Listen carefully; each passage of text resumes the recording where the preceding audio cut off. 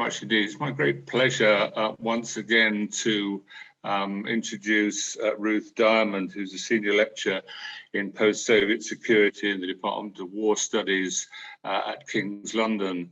Ruth very kindly talked to us last year about Russia and its near abroad and all the issues. This time, she's going to talk about the social and political activity of the Russian Orthodox Church. She joined the War Studies Department after completing a PhD in government at my local university, University of Essex. She's chair of the War Studies Undergraduate Assessment Sub-Board and deputy chair of the Faculty of Social Science Assessment Board.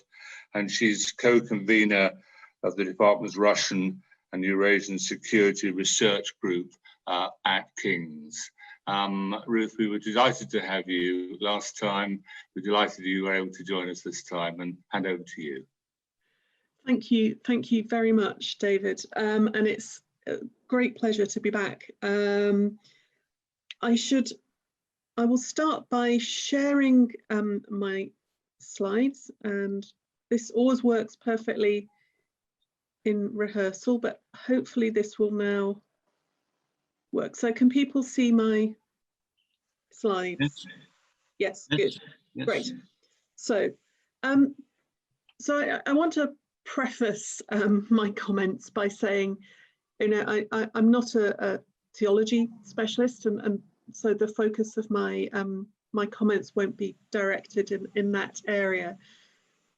I work on politics and international relations, and it's this aspect really that interests me in relation to the Russian Orthodox Church. So what I'm going to talk about today is some background and a discussion really of the relationship of the Church to the Russian state and what the implications of that are, what the implications are perhaps for the Church, also perhaps for the Russian government, in relation to both domestic politics and society and also to the wider world, both the territory of the post-Soviet space, so the other states of the former Soviet Union, and the world outside.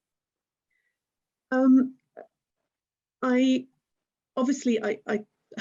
know a number of you virtually from last year, but I don't know most of the people here, so I don't know what your background knowledge levels are on the history of the Russian Orthodox Church and its relationship to the state. So do forgive me if I'm saying things with which you're extremely familiar.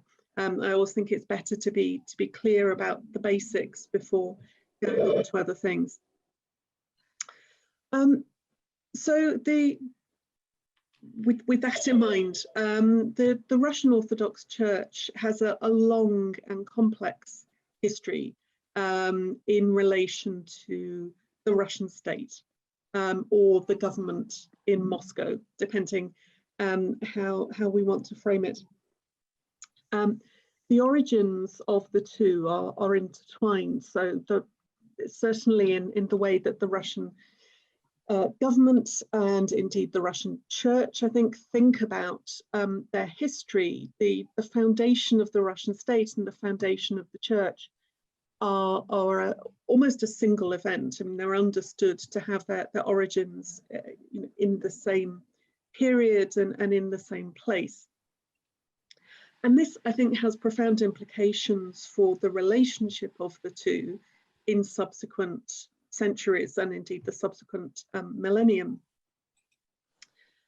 It matters both, I think, for what's happening now, for the relationship as it currently stands, but also for the way that the relationship developed or failed to develop or took a negative turn in the Soviet period. Because I think, as with every other aspect of Russian political life and indeed Russian social life, to understand what's happening now, we really need to look back to the Soviet period and to the period immediately after. And so that's where I'm going to start very briefly.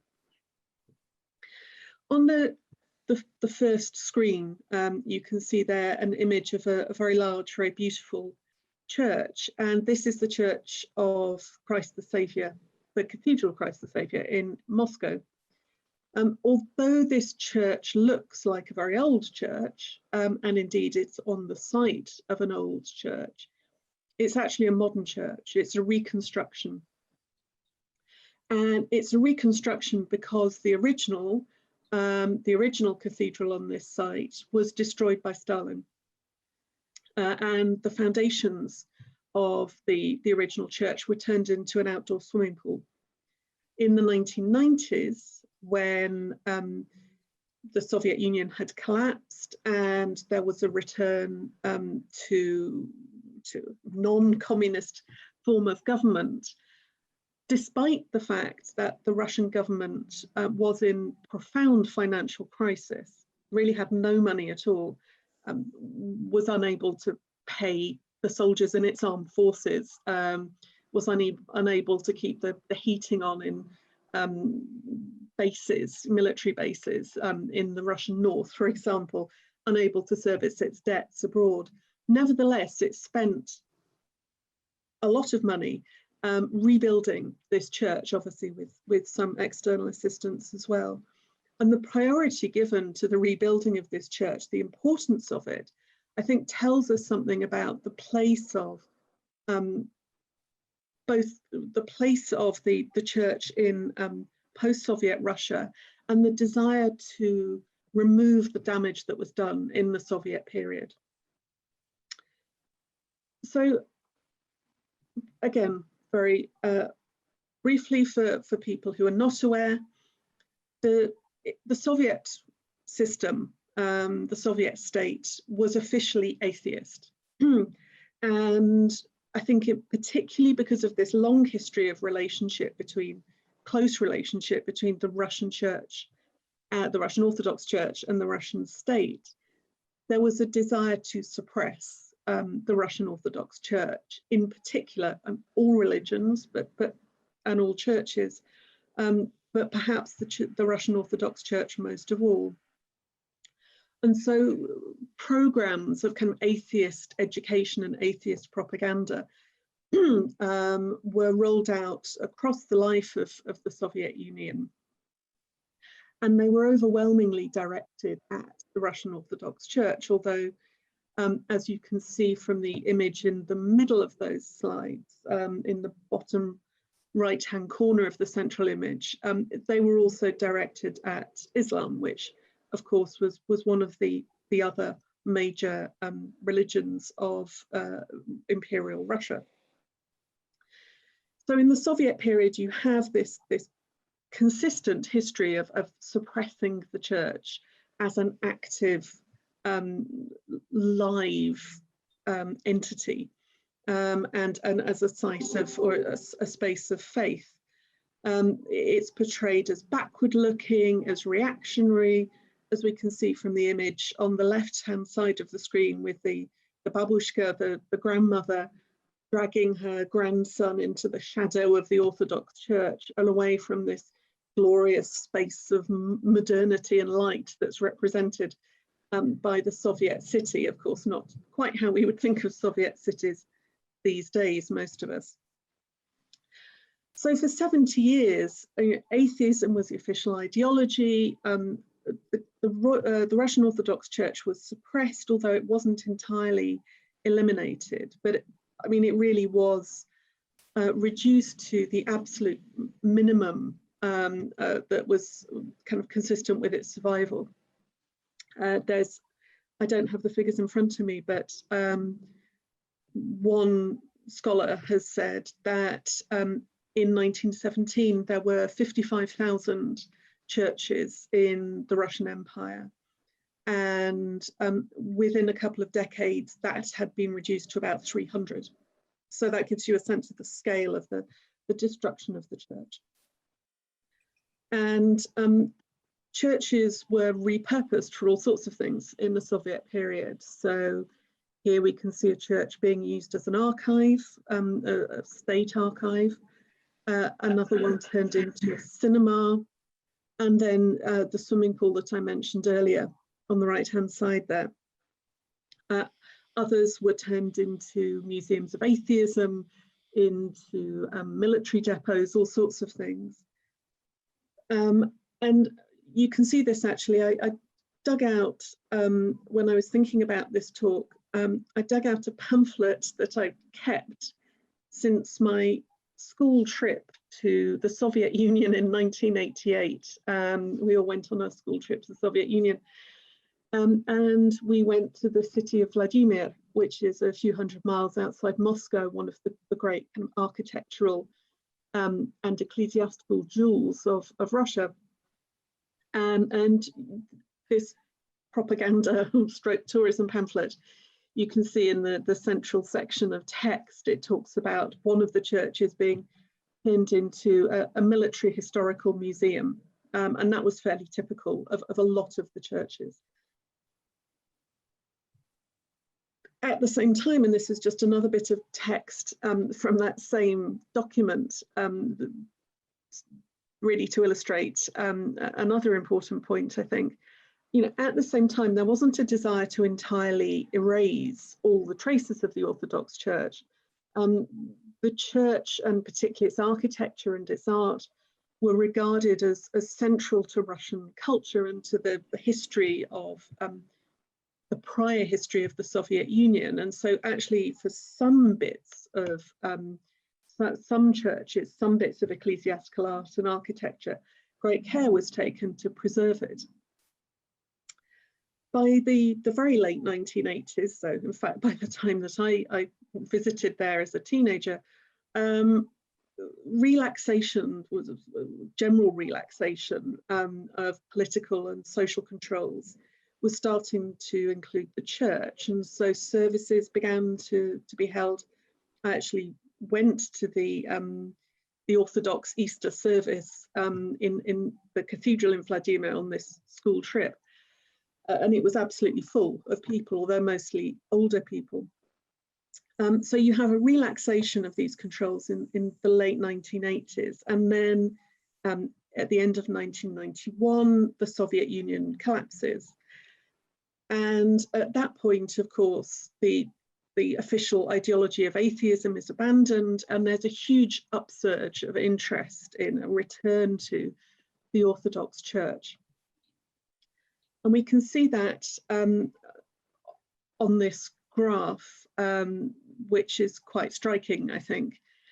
This is about the great return, really, to orthodoxy in Russia in the 1990s. So at the time that the Soviet Union collapsed, roughly a third, slightly under a third of people, of adults identified themselves as Orthodox Christians. By 2008, that was 72%, so a huge increase. And the proportion who identified with no religion had shrunk very, very sharply from almost 2/3 to less than 20%. But at the same time, and this is one of the real challenges, I think, and continues to be a challenge as far as I understand it for the Orthodox Church, 70 years of atheism, I think, had a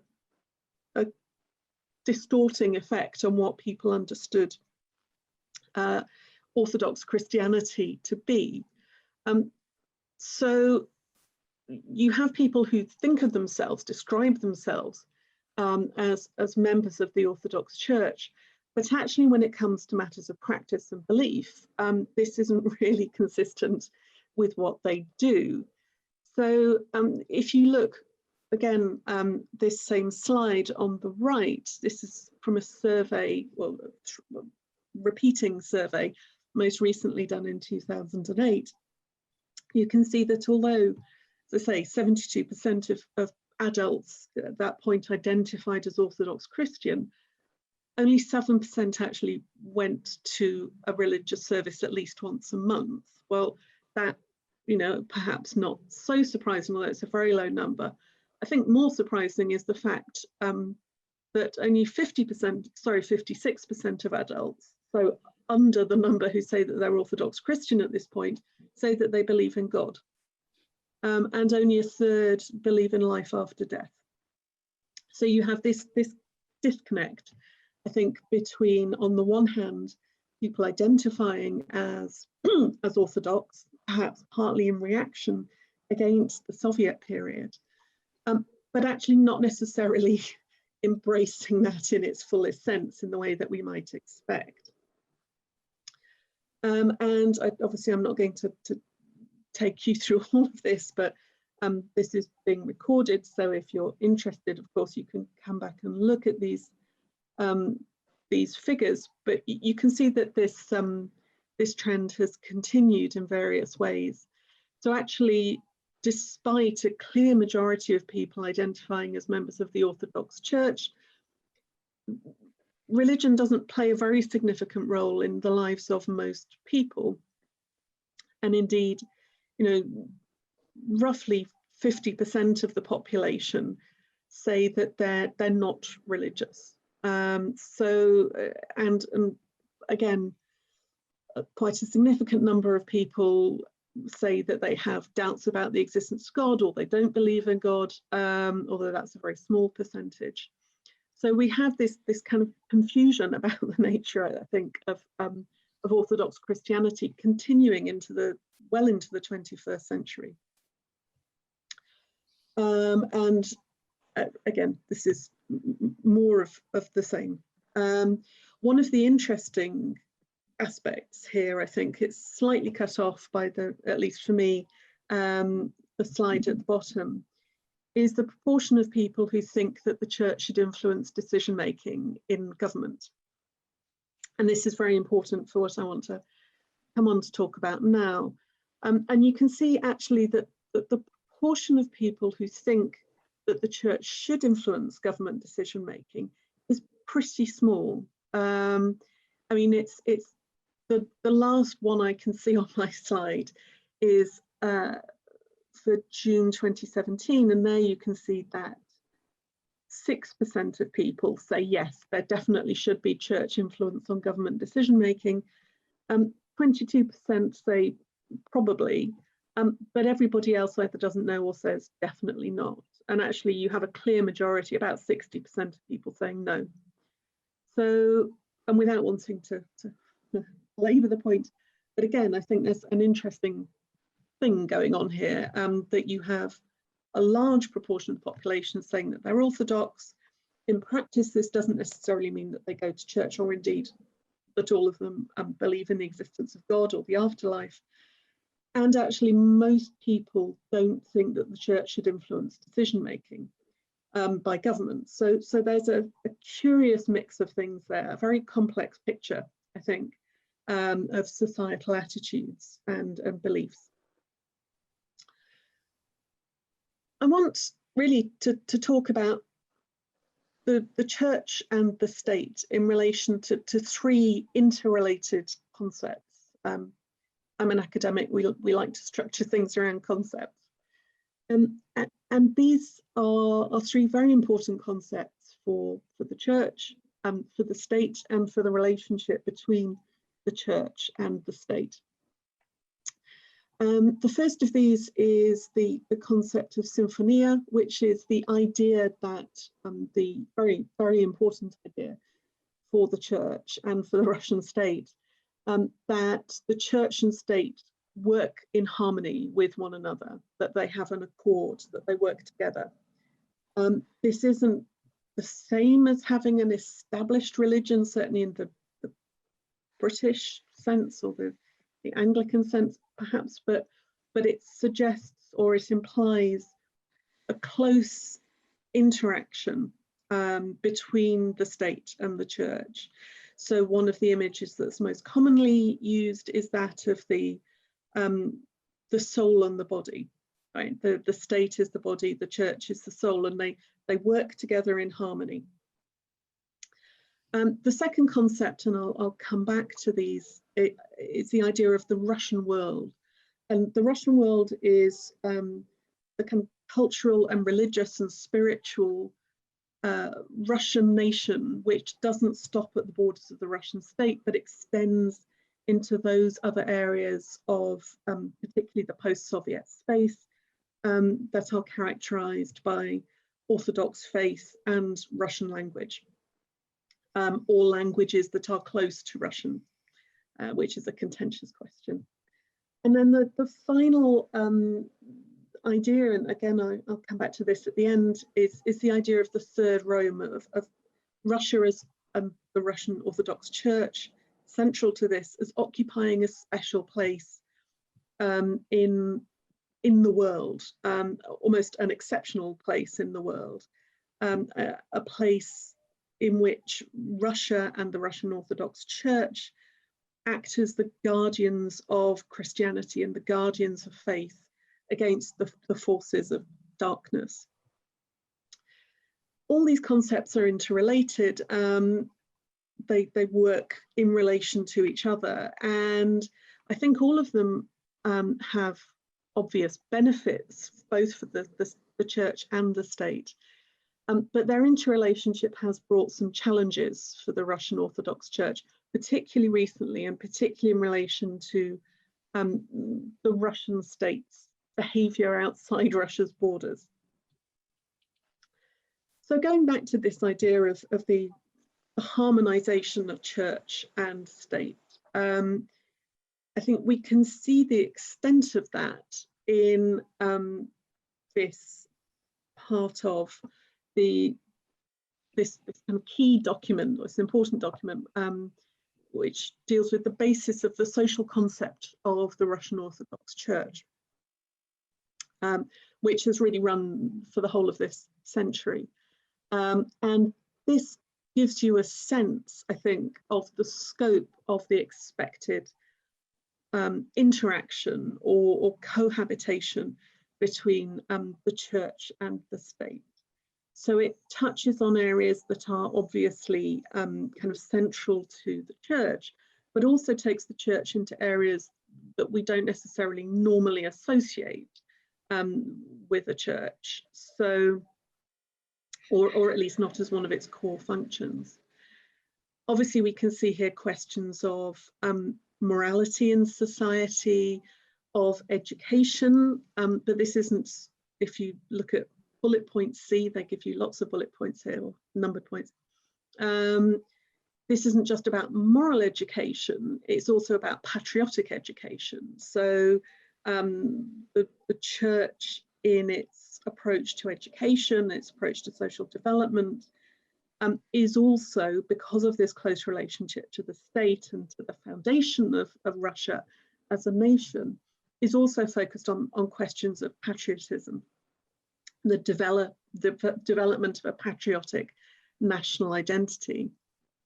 Then we have, again, things that we might expect to be more typical, concerned with charity, working with the state to develop joint social programs, questions of historical and cultural heritage.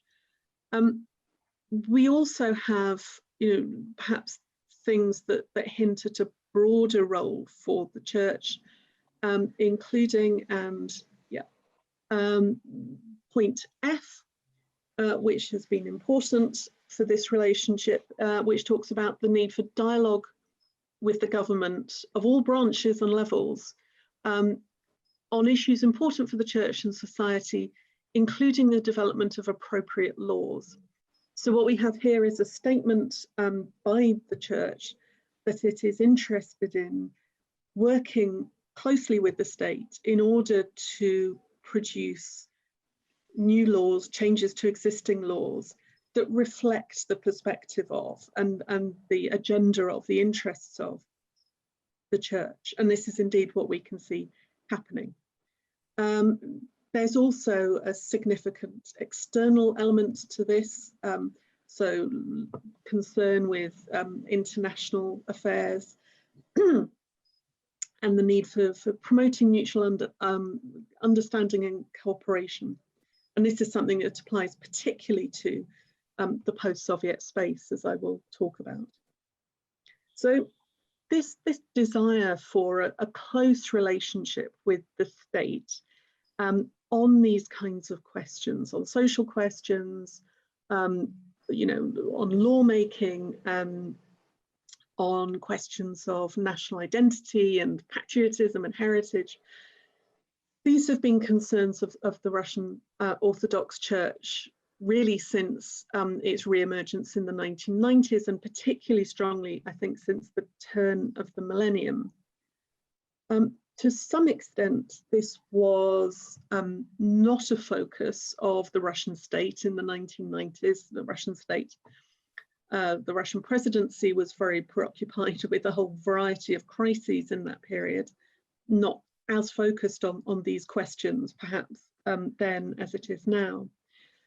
But really with the presidency of Vladimir Putin, and particularly in the last decade, so since his third election in 2012, we can see a much closer cooperation between the church and the state.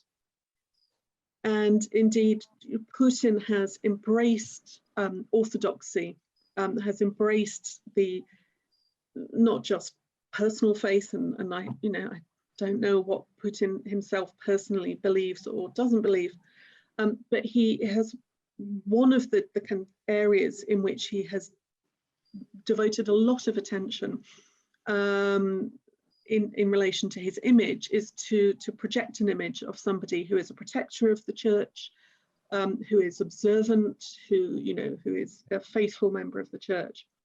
And here we can see a couple of images. There are many, many images online that you can find of Putin in church, or at the bottom here, in his kind of terrifying cold water plunge in the cross-shaped pool.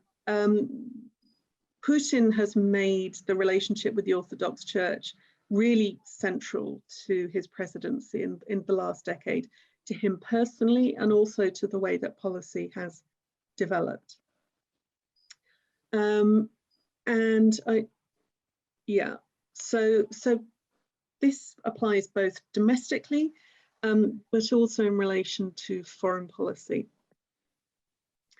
It is, I think, particularly a product of the fact that in 2012, when Putin came back to power, he was confronted with a lot of challenges, and having previously said that he had not considered it necessary for Russia to have a national idea, to have a kind of national ideology. Various things, including, I think, particularly large-scale domestic protests when he was re-elected, and large-scale domestic protests in relation to the parliamentary elections the year before, so in 2011 and 2012.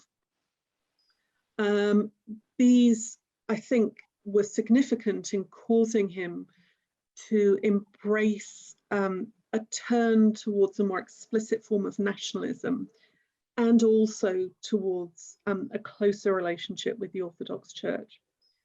And so really from 2012, you see the Orthodox Church playing an increasingly central role in the way that the Russian government makes policy around social issues, particularly around so-called traditional values, but also in relation to foreign policy, it has to be said. And this is, I think, to a significant extent, because there is a clear convergence of interest between the government and the church in promoting this idea of a Russian world that I talked about before. So one of the things that drove Putin's kind of adoption of a more explicitly nationalist and a much more explicitly religious perspective was, as I said, domestic protest, but it was also anxiety about what was happening in the post-Soviet space. In the noughties, in 2003, 2004, 2005, there were a series of changes of government in key parts of the post-Soviet space. which were collectively known as the colour revolutions. And in each case, you had either a pro-Russian government or a government that was not anti-Russian being removed after disputed elections, and in their place emerged a distinctly pro-Western government.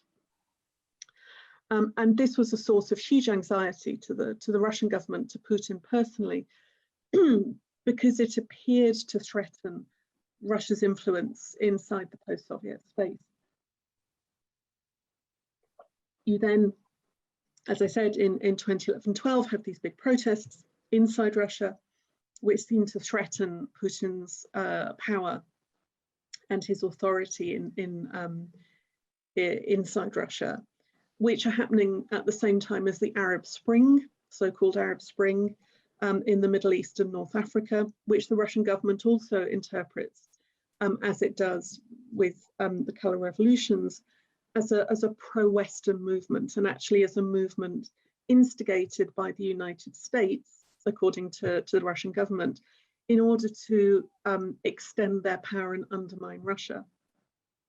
And then finally, in 2013-14, you have the crisis in Ukraine, which is the most serious of all of these, I think, apart from the domestic protests, from the perspective of Putin, and which is again seen as a threat to Russian influence in the post-Soviet space in relation to Ukraine, and as an attempt by the United States and the European Union to subvert Russian influence in the region.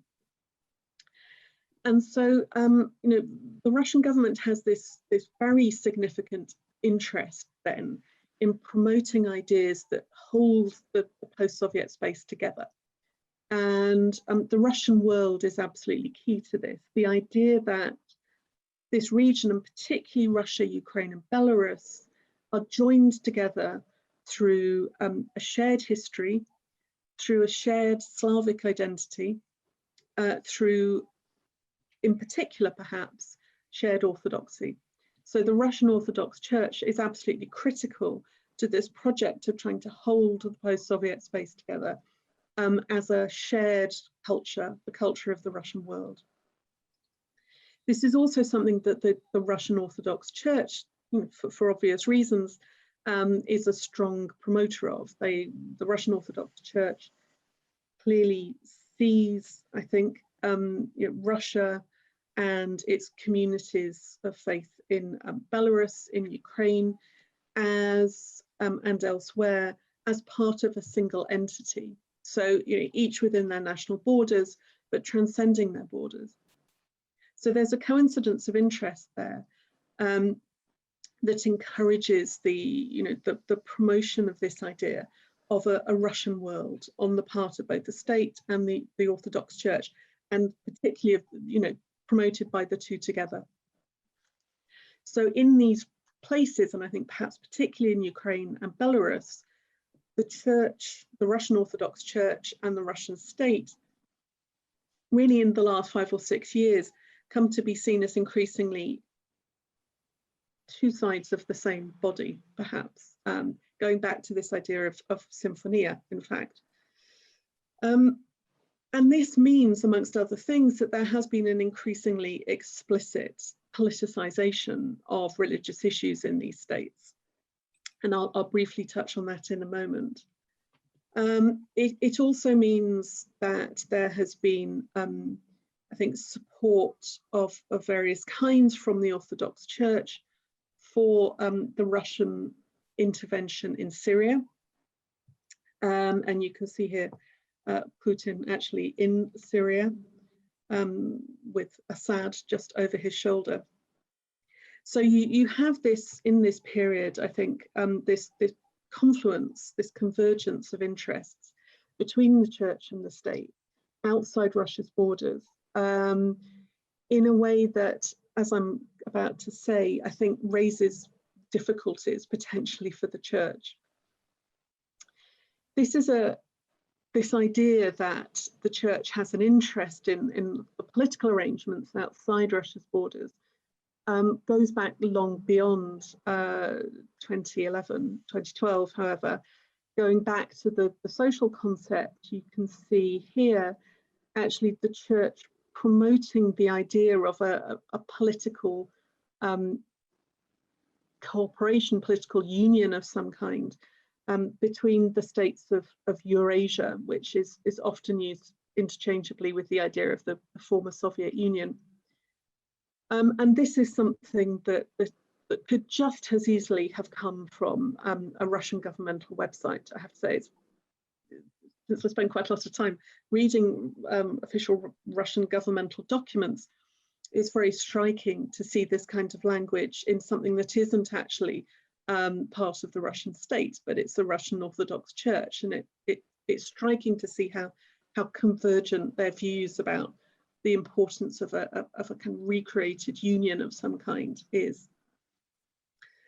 So if you have the Russian Orthodox Church promoting to some extent the kind of political interests of the Russian state in the post-Soviet space, you can also see, if you look at the Russian foreign policy concept, that they in turn acknowledge the importance of the church in their promotion of foreign policy and as part of official Russian state identity. All of this, I think, only has any kind of purchase, any kind of significance, really, out in the borders, outside the borders of Russia, because the Orthodox community is so significant in the region. So this is a map from 2015, 2016 of the spread of orthodoxy in the post-Soviet space in Eastern Europe, from Russia down through the post-Soviet states of Belarus, Ukraine, Moldova, through the former communist states, Romania, Serbia, Bulgaria, and then of course down into Greece. Of course, this isn't a perfect replication of the spread of the Orthodox Church. So Western Ukraine, the area that borders Poland, is much more significantly Catholic than other bits of Ukraine are. Faith goes with national identity and with language. So the most significantly Orthodox areas of Ukraine, I think, are those in the east and closest to Russia. But it's indicative of the importance and the spread of the Orthodox Church in the region. And this, of course, has consequences for how the relationship with Russia is seen in the region. So again, this is from 2015, 2016. You can see that in many of these states, there is a view amongst Orthodox Christians that Russia is and should be a protector of Orthodox Christians. And indeed that the idea of a strong Russia being necessary to balance the influence of the West. The big exception to this view, as you can see, is Ukraine, which by 2015, 2016 had experienced a couple of years of conflict with Russia. So understandably, they take a rather different view from, say, people in Armenia, where the Armenian state really depends on Russia for its security and its survival. And again, we can see here, people in these strongly Orthodox states heavily favouring a close relationship with Russia, except in Georgia and Ukraine, both of which are dealing with ongoing conflicts with Russia.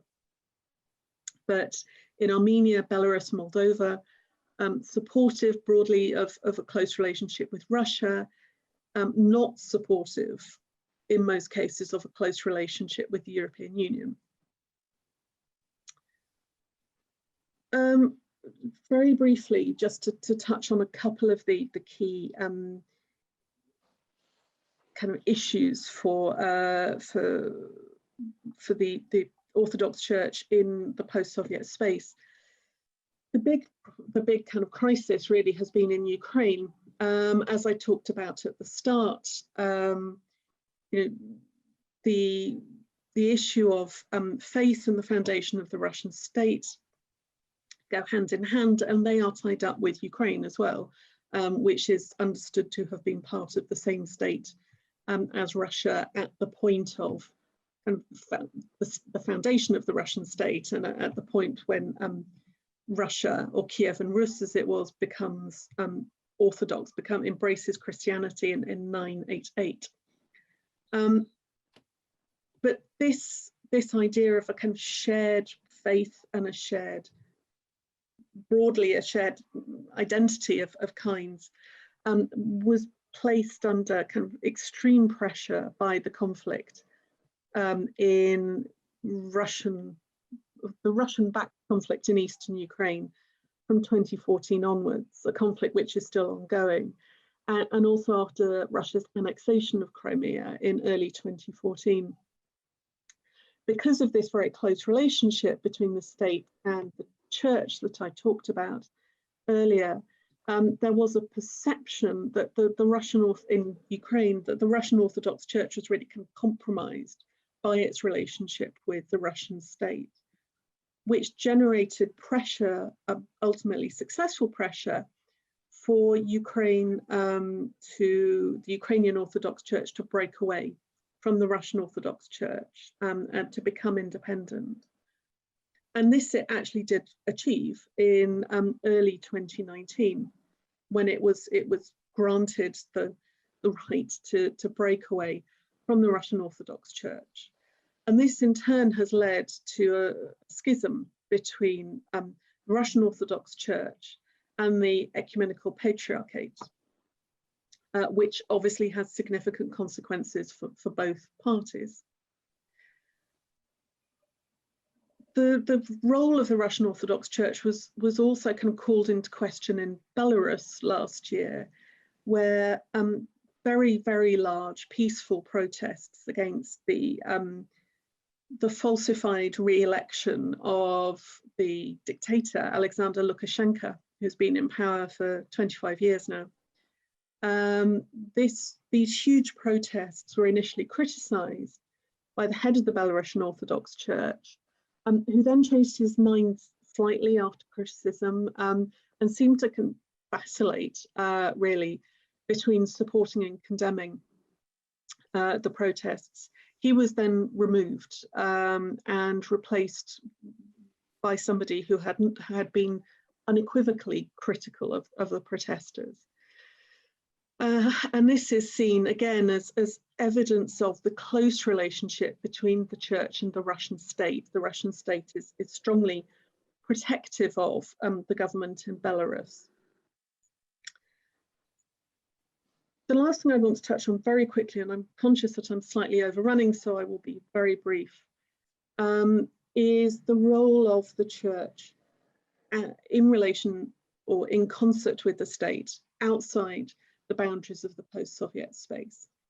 And here really, I think the focus is on questions of values. And this goes back to this third concept that I talked about, this idea of of Moscow as a third Rome after Rome and Constantinople, in which Russia, both the Orthodox Church, but also the state, and the two working together, is understood to be the defender of Christianity, the defender of faith, against the forces of darkness, which here are understood to be Western liberalism and the falling away in the West from true Christianity, from the values associated with that. And this led both in church doctrine and also in Russian governmental practice to, amongst other things, a rejection of the idea of universal human rights. So the idea that what are accepted as universal human rights, in international contexts, should not be accepted by believers, by the Russian state, And this is particularly around, as I say, so-called traditional values. And it's a particular flashpoint has been questions of homosexuality and LGBT rights. And this has in turn produced an influence on domestic legislation, going back to what I was talking about earlier. So, for example, the addition of a clause concerning the traditional character of marriage, so a block on gay marriage in the Russian constitution, which is widely seen by analysts as a consequence of pressure from the patriarch, in fact, from the church. And then internationally, this idea of Russia as the defender of Christianity against decadent, failing Western liberalism has really become the key conceptual tool in the Russian government's opposition to the West. So we tend to think, certainly people, I think, writing about Russia and the West in the press, on TV, you tend to get discussions of, military questions, invasion, these kinds of areas. But actually, this question of values is absolutely central to the contest, as Russia sees it, between itself and the West. That it is standing up for Christianity, it's standing up for traditional values. And this is the kind of conceptual and moral ground on which it's fighting against the forces of liberal decadence and immorality. So as I say, I'm conscious I've overrun slightly. Apologies for that. I will stop there. Ruth, thank you very, very much indeed for that.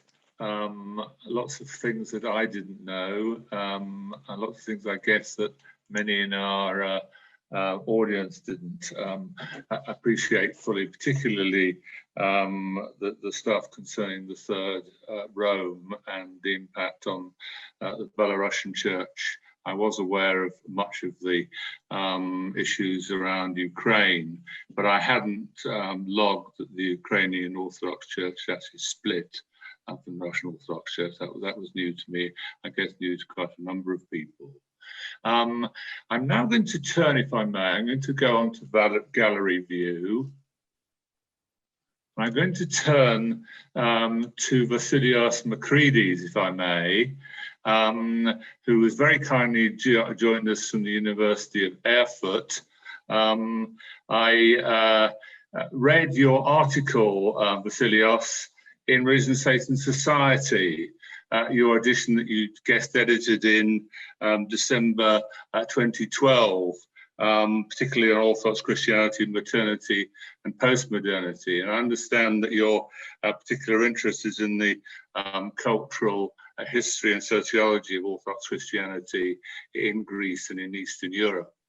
You are the chair of the Department of Religious Studies at the University of Erfurt.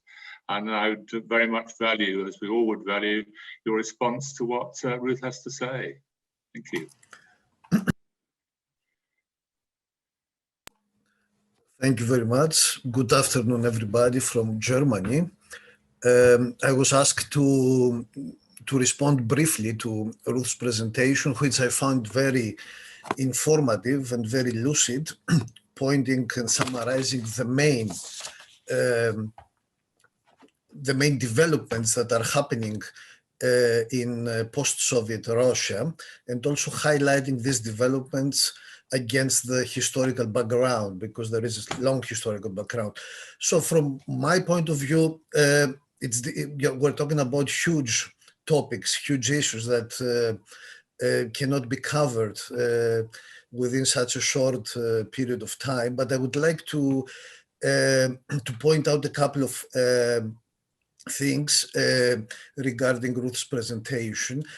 First of all, I think it was made clear and evident that religion plays a cardinal role in modern international relations and also in foreign policy. And some people also use the term ecclesiastical geopolitics. And this is perhaps evident today, but it is quite lamentable that in the past, the factor religion as a whole has been ignored or neglected in international relations has been rediscovered mostly, I would say, lately in the last 3 decades, or especially also in the 90s. There has been a book entitled Public Religions in the Modern World, and this was a consequence of a kind of a more distorted presentation of the public role of religion based on the traditional secularization theory, that religion, more or less, one part of it was that religion is becoming a private issue, the privatization of religion, and this led to this massive neglect. And I think it is welcoming to see that many scholars internationally, they take it more seriously, the role of religion in international relations and in modern geopolitics. And here I would say, in current Russia, I mean, Russia is a testing ground for this. I mean, it's a case in point. I mean, if someone wants to examine this issue because of this closeness between religion and politics, church and state. And of course, to say something more about this, the Russian Orthodox Church has its own, it's very interesting to mention this, its own Department of External Relations. It's a kind of a Ministry of Foreign Affairs, but in ecclesiastical terms. And the head of it, I mean, the current Patriarch Kirill, he was head of it a bit before becoming Patriarch, and now it's heading by perhaps the most well-known and Oxford-educated bishop, Metropolitan Ilarion Alfeyev.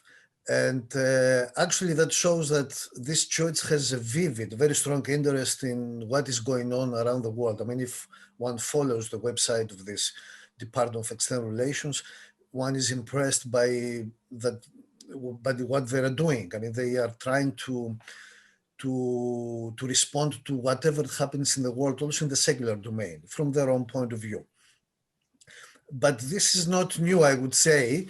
I mean, if we look back in history, especially in the Russian history, I mean, if we look at the 18th century, for example, we see that the Empress Catherine II, I mean, she has a vivid interest in the Orthodox in the Ottoman Empire, and that she dreams also of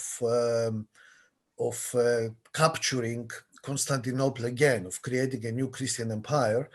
And actually that was perhaps the eternal dream of the Russian foreign policy in the expansion towards the south, to get access to the Mediterranean, which is actually has been, so to say, a perennial plan of the Russian foreign policy. So this is my first point. The second point related to this, it concerns what Ruth has mentioned in her presentation also regarding Ukraine and so on. It is about what is going on in this pan-Orthodox cooperation. What can we say after this schism with Ukraine in early 2019? I mean, the official schism between Moscow and Constantinople over the question of the independence of the Ukrainian Orthodox Church. Now, this is again a very complex issue. It has many sides. To put it very briefly, we are talking about a constant tension, or if you would like, a war between Greek-influenced, Greek Byzantine Orthodoxy and Russian Slavic Orthodoxy, which it goes on, I would say, in a more intense form after the second half of the 19th century, in the context of Pan-Slavism and so on. And it goes also, interestingly enough, ironically perhaps, during the Soviet Union, especially after the Second World War. There is a kind of a rehabilitation of the Russian Orthodox Church by Stalin himself. And actually the Department of External Relations of the Russian Orthodox Church that I mentioned was actually founded by Stalin after the Second World War. It's a bit ironic if one considers his previous very strong anti-religious policy. So there is a war between, Cold War, if you want, if a hot war between Constantinople and Moscow over the primacy in the Orthodox and the Pan-Orthodox world. I mean, the last incident, to put very briefly, the last incident of this war was the so-called Holy and Great Synod, or Holy and Great Council, the Pan-Orthodox Council of the Orthodox Church, which actually was convened in 2016. But finally, the Patriarchate of Moscow, the Russian Orthodox Church, along with 3 other Orthodox churches, refused to participate out of various reasons. Interestingly enough, there was also the Patriarchate, the historical Patriarchate of Antioch, which is based in Damascus in Syria today, which actually is under the influence of Russia and the Russian Orthodox Church. And this council in Crete showed the differences in the Orthodox world, which are very complex. It pertains also to different traditions, pertains also to jurisdictional problems and so on. But it made clear that this pan-Orthodox unity is at stake. And the schism that followed, the schism in Ukraine, between Constantinople and Moscow, actually is a consequence of this pan-Orthodox, failed pan-Orthodox council. Up to now, we see, so to say, an Orthodox world that is drifting apart. And we don't know the consequences. What is interesting is that, talking again about international relations, geopolitics, we have heard so much about this close relationship between church and state in Russia, domestically and internationally. If we look at the other side, we see that the Patriarchate of Constantinople is backed strongly by the United States. And this is happening since the beginning of the Cold War. I mean, the United States discovered somehow the geopolitical significance of the Patriarchate of Constantinople. And since then, they support it also massively, even nowadays, not only vis-a-vis Moscow, but also vis-a-vis Turkey, because the Patriarchate of Constantinople has a kind of an endangered status within the modern Republic of Turkey for understandable reasons. So there is a tension that goes on in different dimensions, and perhaps one can find some interesting elements to compare, as I said, on different levels. The text of the social document of the Russian Orthodox Church has been mentioned by Ruth. This is from the year 2000. Last year, just at the beginning of the coronavirus pandemic, there was another official document issue under the auspices of the Patriarchate of Constantinople, but actually it was drafted by Orthodox theologians who mostly came from the United States, actually. It was a new social document, so 20 years later, and both documents, despite some common elements, they do have also several differences in approaches. And this is very characteristic. So we have 2 Orthodox documents which are not identical. I would say they diverge substantially on some issues regarding the position of the church vis-a-vis the modern world. So you can see a lot of differences on many levels between the Orthodox Church, especially between the Patriarchates of Constantinople and Moscow. The third point to mention, the term symphonia has been mentioned several times, which is interesting to see. It's something that we don't observe in Western European churches, this closeness in whatever form between church and state. Now, here one has to be a bit more careful in the sense we are not talking about this Byzantine symphonia, which is actually impossible to realize nowadays because it comes from a pre-modern period. Actually, a scholar described the modern variation of this tradition as a symphonic secularity or symphonic secularism, meaning there is a kind of a combination between the two.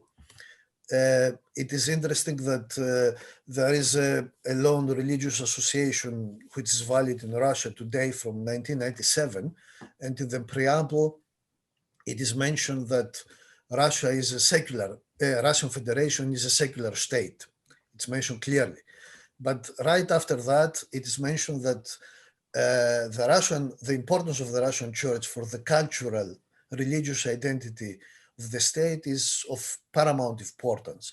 So in one and the same, let's say, paragraph, one can find all these different elements, which is a kind of a combination between somehow tradition and more modern, which it actually diverges from the Western tradition of the separation of church and state, and also the religious neutrality of the state. So we have a lot of official and unofficial entanglements between church and state, which make this particular situation in Russia different from the West, but not so much different from other predominantly Orthodox countries, as the statistical data that was shown in the presentation actually show. Also, it is also interesting to see a country like Greece, which is part of the Western Alliance. Also, Greece is member state of NATO from 1952, and actually the first predominant Orthodox country of the European Union. At that time, it was the European Economic Community. It was actually the 10th member. Greece joined the European Economic Community back in 1981, officially the 1st of January 1981. And it's interesting to see that the Greek public still sees Russia as a potential supporter, which goes again back to history, to the Ottoman times, when the Russia, it was free, let's say, from a kind of an Ottoman control. It was seen as the protector of all the Orthodox people in the region. So this church-state particularities, I mean, pertain also to other Orthodox milieux, not only to the Russian one. And my last point is that it was mentioned a lot about the traditional values that Russia's ideology more or less turns, also influenced by Orthodoxy, turns against the liberal West. What is interesting here to observe, just another point, is that the current Russian Orthodox Church, I mean, in the post-Soviet period, already since the 90s, has undertaken a lot of attempts to create international conservative alliances, also with Islam. I mean, there is an official, just to mention one case, also with conservative Catholics and conservative Protestants as well. But most interesting, I would say, is the dialogue with Iran. And actually, there is an official dialogue of the Moscow Patriarchate with Iranian Shiites on traditional values, among other things, and with an open or a latent anti-Western agenda. There are a lot of other currents that I would not like to mention now here, but it's interesting to see this international influence of the Russian Orthodox Church as a kind of creating, so to say, a conservative bastion of traditional values that are actually threatened by this liberal, secular, and also individualist West. And one can observe this on many, many levels. I mean, it was mentioned also about human rights. I mean, the issue of human rights is a cardinal one. And we should here mention another official text of the Russian Orthodox Church of 2008, a shorter one than the basis of the social concept, where there is a critique against the modern human rights based, so to say, more or less on this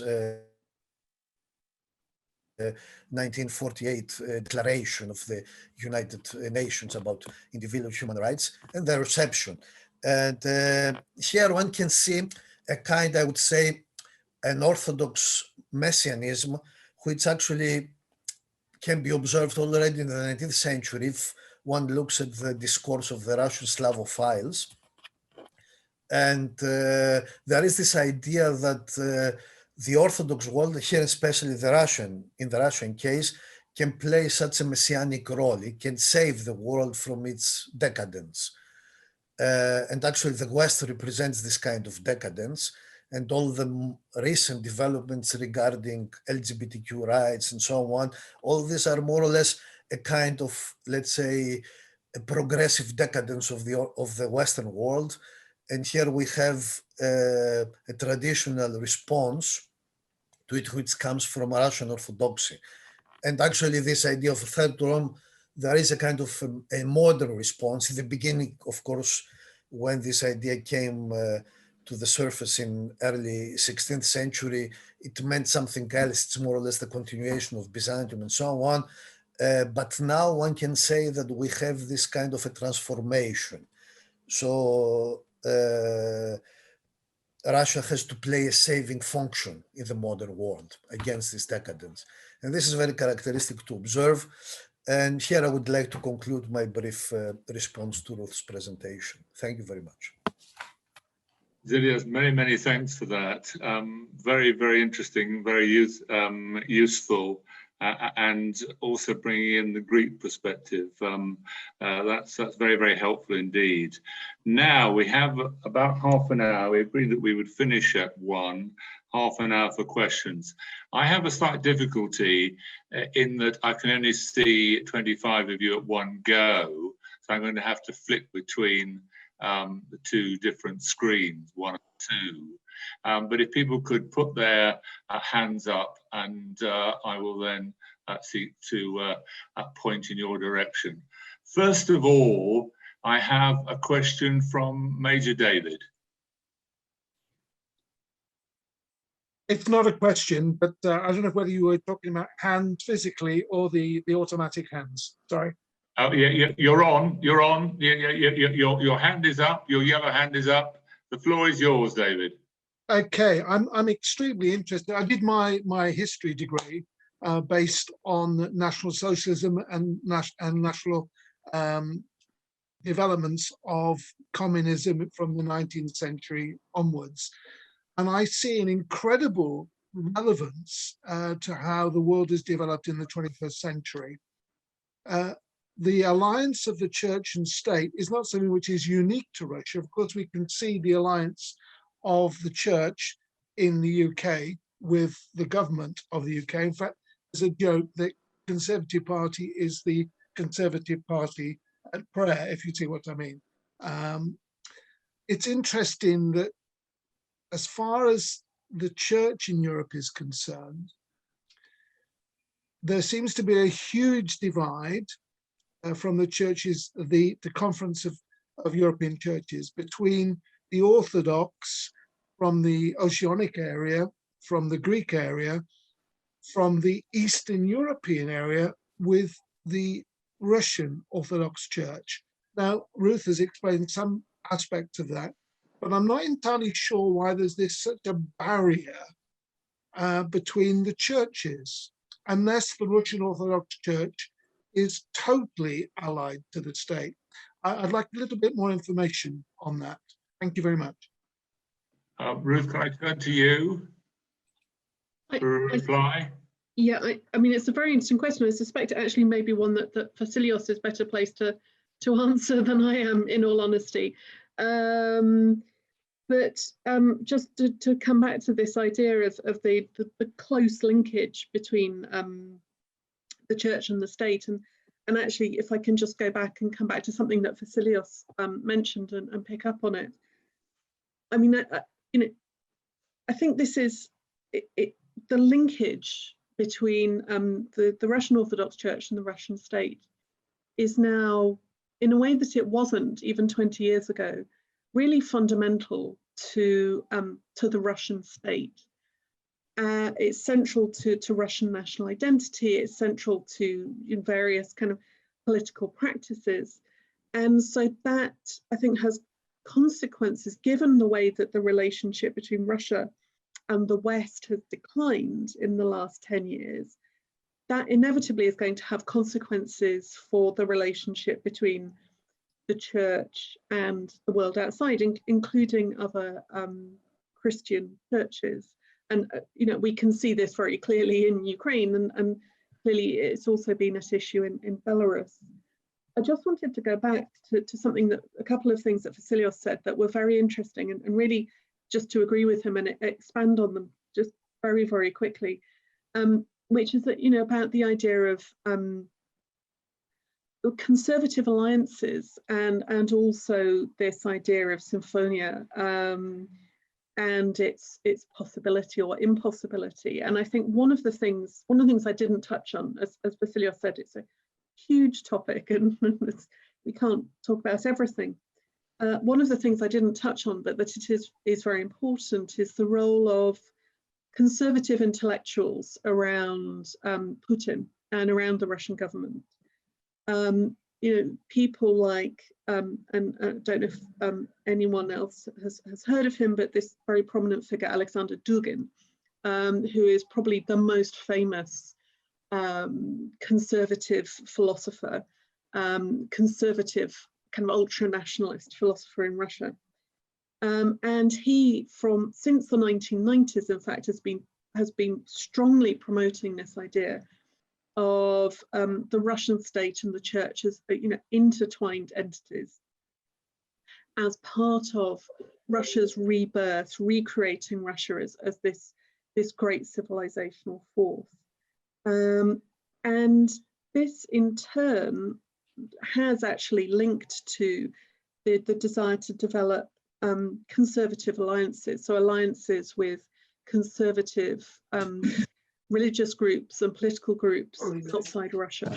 And you see this, I mean, I was very interested in what Vasilios was saying about Islam. In a less formal way, you actually can see the development of not alliances, but certainly a kind of conversation, I would say, between cultural conservatives and indeed religious conservatives in Russia and in the United States. So very bizarrely now, after the presidency of Donald Trump particularly, you have this situation in America where the right of the Republican Party, which was traditionally the most hostile to Russia, the most likely to be deeply suspicious of all things Russian, has now actually embraced Russia to a very large extent, largely because, not entirely because, but largely because of this idea that they share values, that actually conservatives, religious and political conservatives in America have more in common in many ways with religious and political conservatives in Russia than they do with liberals in the United States, with Democrats in particular. And that's a very interesting thing to see. And it's been going on at a low level for a little while. So a few years ago, you had Dugin, Alexander Dugin, this ideologue, this conservative philosopher, turning up on American kind of talk radio and promoting the shared positions of Trump and Putin and conservative Americans and conservative Russians. So it's not something that's just happening inside the church. It's something that's happening amongst these conservative thinkers around Putin, who are also very concerned to strengthen the links with the Orthodox Church. Thank you very much. That's very interesting. I was wondering whether Vasilios has a response to that question as well. Yes, very briefly, I would warn to put, let's say, the relations between church and state in Europe in generally under the same category. Okay, there might be apparent similarities, but let's say if we look closely at the background of all this, I mean, we cannot compare the situation, let's say, in Germany or in Great Britain with the situation in Russia. It's apparently there are similarities. Of course, churches play a role in the public sphere, but we are talking, for example, about, let's say, in Germany or so or Great Britain, about a much more pluralistic society, much more open. And we're talking about churches which have also experienced modernity and the challenge of modernity. And actually, one of the peculiarities of the Orthodox world is that we do not have this more thorough, more systematic encounter of the Orthodox churches as a whole with modernity. And this actually explains many of the modern debates. For example, this Russian reaction against modern human rights.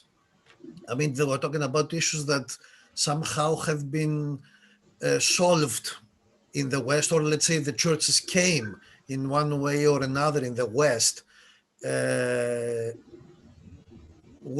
come to terms with these facts, while there are some issues that are still open among the Orthodox. So these are, of course, churches do play a role in the public sphere, there is no question about this, but the consequences of all these processes are not the same. So one has to see closely fine or bigger differences. Just to mention another case, we have with us a renowned sociologist of religion, Grace David, whom I greet here digitally. She has coined the term believing without belonging. Okay, this is a classical description of religion in Britain, for example, or in the West. Actually, in the East, we observe the opposite. It's like a belonging without believing, meaning a Russian who is an atheist, he might call himself, or she might call herself a member of the Orthodox Church without believing. Let's say the same is with Greece or some other countries. This is the so-called the cultural orthodoxy, meaning belonging to a church without actually following the prescriptions of this church, of this religious doctrine. So there are a lot of minor or major differences in all this situation. That's why I would say we should be careful not to put everything under the same category. Ruth, in her presentation, she mentioned a lot of statistical data from a recent research of the Pew Research Center in the United States. This can be found online. It is about, I think, the last one. I mean, there are a lot regarding in the last years. One of the major was in 2017, which can be read online. And there you can see a lot of these particularities of Orthodox churches and Orthodox believers vis-a-vis the state, vis-a-vis the public sphere, vis-a-vis modern values, and so on. And one can see these differences. Thank you very much. Thank you, Vasilios. Thank you very much. I have two people waiting. First of all, David Blackmore and then Tim Boswell. David first, please. Yes, thank you. It's very interesting. The Russian Orthodox Church have a bit of a problem with the start of the crisis in Belarus. Were the statements immediately supporting Lukashenko? Was there an embarrassed silence for a period? It's clear that there was a dispute within the Belarusian Orthodox Church, and as Ruth pointed out, the Metropolitan was removed. Was there any hint of embarrassment in the Russian Orthodox Church's foreign department? Secondly, one, we haven't discussed it. There clearly isn't time to go into it. Is it clear that the Orthodox Church tells the Russian state, that presses the Russian state to give no civic privileges to Catholics or Baptists? Is that not part of the dialogue? And this is getting onto another subject, I realize, but basically, does the Orthodox Church have the dominant position vis-a-vis other Christian sects? Two questions. Would you like to respond to that? Yes, yes, very quickly. On the second one, absolutely, and this was something that I didn't cover really for reasons of time, but it's probably should have put into my presentation. Yes, is the short answer. So the Russian Orthodox Church and the Russian state together have worked really to exclude in various ways, or to make life very difficult for other forms of Christianity. The relationship with Islam is slightly different. I mean, Islam is one of the official religions of Russia, and as far as there's an official one, but it's recognized as an established part of Russian culture, Russian history. But yeah, since the 1990s, there have been progressive attempts to marginalize, to make life difficult for particularly Protestant churches and Jehovah's Witnesses, who are obviously seen as a potential threat in various ways. I think it's fair to say by the church, but also seen by the Russian government as yet another mechanism of Western, particularly American infiltration. So one of the things that Putin has done, although again this did start before him, is to move to make life increasingly restrictive for Protestant churches, for missionaries, for the Jehovah's Witnesses, and that has, that's been a fairly consistent feature. So that again, I think it's another example of the church and the state in Russia having a coincidence of interests there. On Belarus, I mean, I certainly didn't get the impression that they were embarrassed by what happened. Clearly there was it was regarded as important to maintain a unified position, I think, and the uncertainty around the position of the Orthodox leadership in Belarus contrasted very sharply, I think, with the position of the Belarusian Catholic Church, where you had Catholic priests actually joining the protests, both in larger crowds and staging their own protests outside religious sites. So there was a very sharp difference, I think, between the way that the Catholic Church responded in Belarus and the way that the Orthodox Church responded. And I think the Orthodox Church response, at least in part, as I said, has to be seen in the context of the Ukrainian issue, because the Russian Orthodox Church clearly is, I think, concerned to prevent the loss of a further part of the Russian world, of the Orthodox world, having seen this very serious split from between the Russian and Ukrainian Orthodox churches. I think there was a desire to maintain a degree of control over what was happening in Belarus.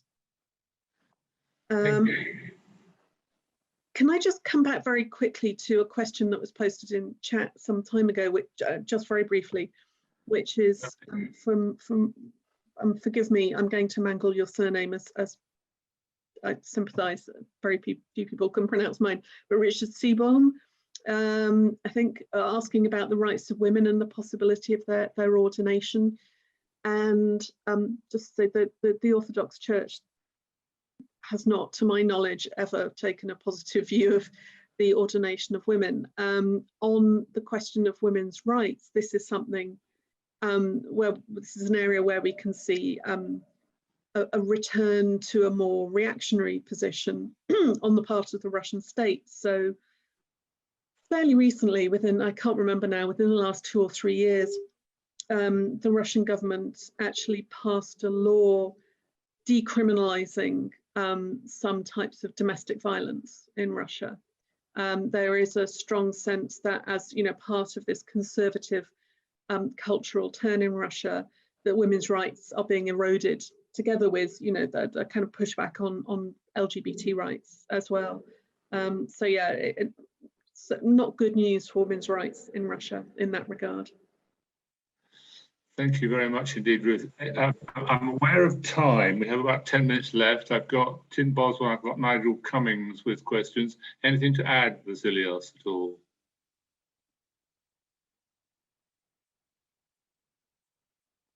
You need to unmute, Vasilios. Sorry. Very briefly to the issue of the ordination of women. The Orthodox, especially in the diaspora, and also there are voices which are liberal, but are not shared by the Orthodox Church of Russia. So we have to make a distinction here. There are some Orthodox, there is one well-known also bishop in Britain, also Timothy Ware, who actually spoke in favor of this. But actually in Russia, there is a more traditional or traditionalist view on this, and more or less a defense of patriarchal values. And actually the issue of women, again, it's an old one. I mean, if you read Dostoevsky, the well-known Dostoevsky, there is one passage which may strike you as very weird, when he says that in Russia we say, I love my wife, that's why I beat her. So it's, you see, we're talking about different values which are not necessarily compatible with modern liberal ones. The question is how far this, the Russian Orthodox, in terms of, if we see it quantitatively, how many are influenced by these models? That's the question, to see it practically. It's just a brief comment to a comment that I read in the chat by Dr. Christina Nellist regarding statistics. Yes, statistics do not say everything. We know this. I mean, there are numbers, okay. But still they show us different trends. And the question is how to interpret them, okay. It's nothing more, nothing less. We're not taking them 100% as, so to say, as the nobis ultra in explaining religious and other phenomena. Okay. Thank you very much indeed. A question from Tim Boswell, please. Thank you very much for those fantastic presentations. My question is about the influence of the Russian Orthodox Church in countries which are not Slavonic and not Orthodox, and regarded as typically Western European, like the United Kingdom and Germany, for example, and the extent to which they see themselves as using their outposts here to influence public opinion within our countries. And secondly, the extent to which, particularly in inter-church relations or more generally, they are anxious or active in trying to reach some kinds of accommodation on matters of faith and morals, so that there is, as it were, a common Christian voice? Or are they anxious to emphasize the differences ahead of that, or in preference to that? Thank you. Ruth? Yeah, so on the first of those questions, and I think I'll leave the second one to Vasilios if he wants to come in on that. But on the first one, I think you know, there has been a concerted attempt to, on the part of the Russian state, to deploy what international relations people call soft power. So cultural influence, persuading people not through the use of force, which is what a lot of people would normally associate with Russia, but through cultural means. And that can mean, you know, attracting people through cultural affinities, or through, you know, engaging people with literature and art, through to propaganda, right? Actually, I think, you know, in relation to countries like Britain and the United States, I think there's been less of an engagement in that regard between the church, the Russian Orthodox Church, and these countries. The focus actually has been on other areas. So finding these communities of interest on values questions has not really been part of, I think, of a, you know, of an explicit push on the part of the Orthodox Church, but more actually as part of this broader, more diffuse shared kind of conservatism between members of the Orthodox Church, you know, philosophers and intellectuals like this guy Alexander Dugin, arms of the Russian government, so social organizations, the media, Russian media outlets in the West, organizations like Russia Today. So it's been much more diffuse than something specifically focused on the church, I think. Thank you. Vasilios, please. Sorry, there was an interruption. I missed parts of the question of Tim. He may repeat it, but if I may say something to that point regarding the the influence of the Russian Orthodox Church beyond its borders and also in non-Orthodox contexts. The best example perhaps that we can found is if we mention the center of Paris and the creation of a Russian cultural center near the Tour d'Eiffel. Also in the central Paris, you can see, I mean, all the tourists who is a strategically selected place.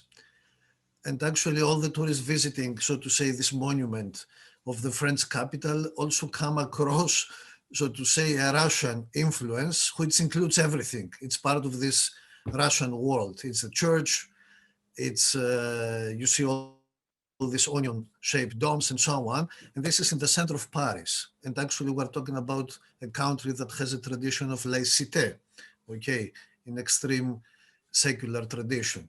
So you can see this cultural policy as a soft power, this expansion of the Russian idea and its different repercussions in different non-Orthodox milieus. So this is on my part, but if you want to ask something more, Tim, because I missed you, you may just ask it. I think at this point I've got still two people with questions. I've got very few minutes left. I'm prepared to extend for 5 or 7 minutes. I think I'd like to ask Nigel and Efstathios to ask their questions and for Vasilios and Ruth to reply, please. Nigel first. Okay, very briefly, what happened to the underground church in the post-Soviet era, Baptists and so on? And Efstathios, your question, please. Yes, thank you very much.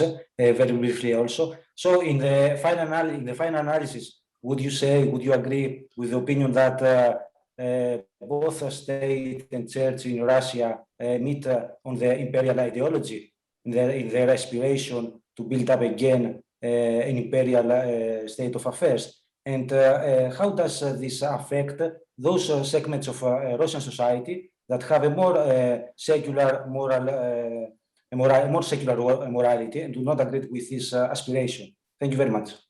Thank you. Vasilios and then Ruth with the last word. Vasilios, please.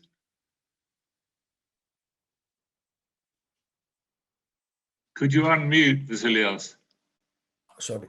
I will say something about the second question, and Ruth may answer the first. We should not forget that what has been mentioned, that the Russian church has an imperial tradition, and this comes to forth very often. We should also keep in mind that most of the Orthodox world, including the Patriarchate of Constantinople and so on, we're talking about churches that up to the appearance of the modern nation states after the 19th century, they lived side by side with imperial political structures. So they have a very strong imperial tradition, which they can revive. I mean, they know nowadays that we're not living in an imperial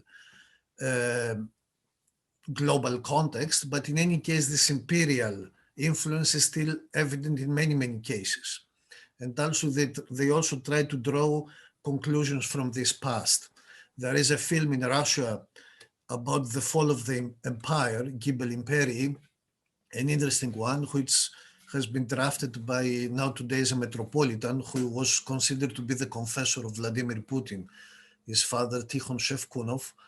And this is interesting. In this film, they try to show why empires actually fell and declined. And the basic example is Byzantium. They say they draw conclusions from the contemporary politics. And the second point that you mentioned, of course, there is reactions also within domestically in Russia regarding the so-called clericalization of society, also from different academics and others. I mean, all this does not go without any questioning or without reactions. And the same is regarding religious education. But we're talking about a church which is a strong establishment, okay? And so reactions are pretty much mitigated by the fact that we're talking about in this 30 years after the end of the former Eastern Bloc, we're talking about developments that go in a very strong direction of this cooperation, church and state, and this is promoted also officially. So people, dissidents, or people that react against this, they have, I'm not so sure if they can influence political developments in this regard. Thank you. Thank you. And Ruth, final word, please. Yes.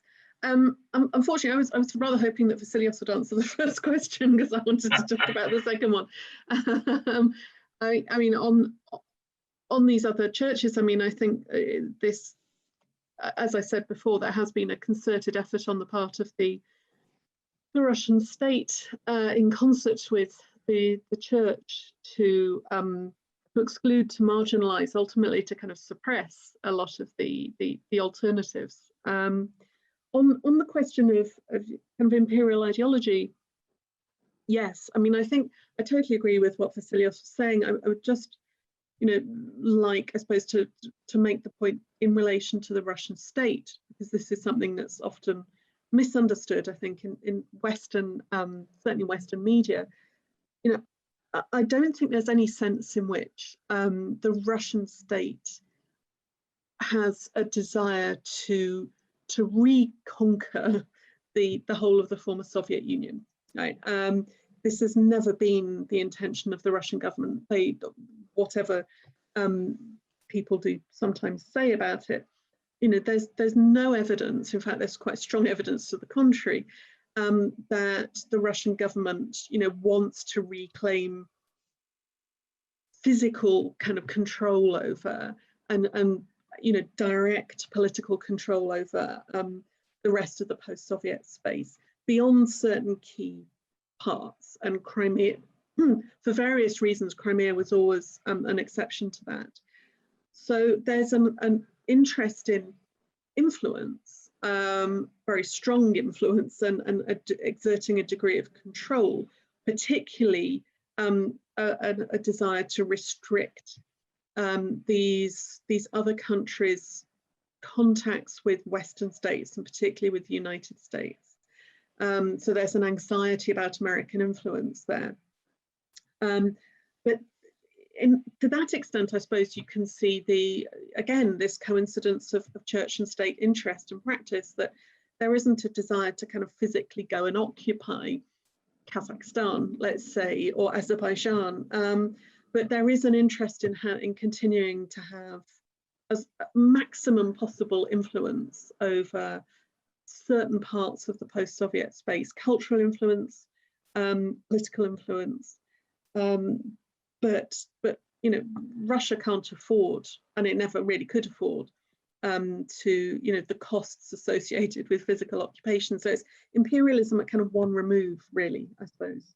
And on the secular population, I mean, it's part of the broader problem confronting, you know, that section of the Russian public that really doesn't like the government. That there's not a great deal they can do about it because it's an authoritarian system.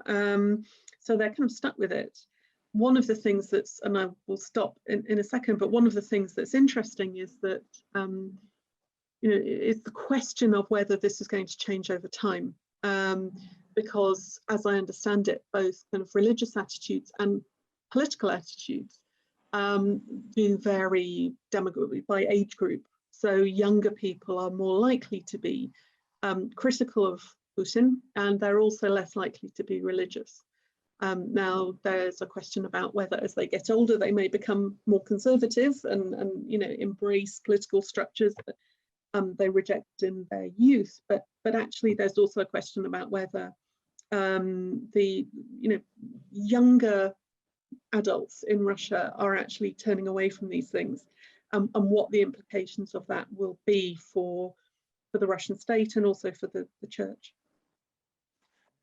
Ruth, that seems a splendid point at which to conclude proceedings. Can I say once again, thank you very much to you and to Vasilios for putting an area of knowledge which isn't often covered by the main media into the spotlight. It's attracted an enormous amount of interest. It's been extremely interesting on every front. So I'm very, very grateful to you both. Can I also say that this is kind of full circle for this organization, Faith in Europe, because in the early 70s, the predecessor organization to Faith in Europe, an organization called QERN, which was established by the British Council of Churches, or EURAC rather, the East-West Relations Advisory Committee, had Alexei II, who was then head of the Foreign Relations Department and later, of course, Patriarch, to a meeting where he expounded positions similar to those that you've been describing. So it feels as though 50 years on, we've come full circle and got a wonderful update. So thank you both very, very much indeed. And thank you to everybody else for attending and participating. I just want to say, give one plug. On the 21st of October, organized under the auspices of Faith in Europe, we are having what we call a big meeting, which is designed as an opportunity for faith organizations to respond to the conference on the future of Europe. So please do look up the Faith in Europe website and find details of that. Thank you all very much indeed. Thank you.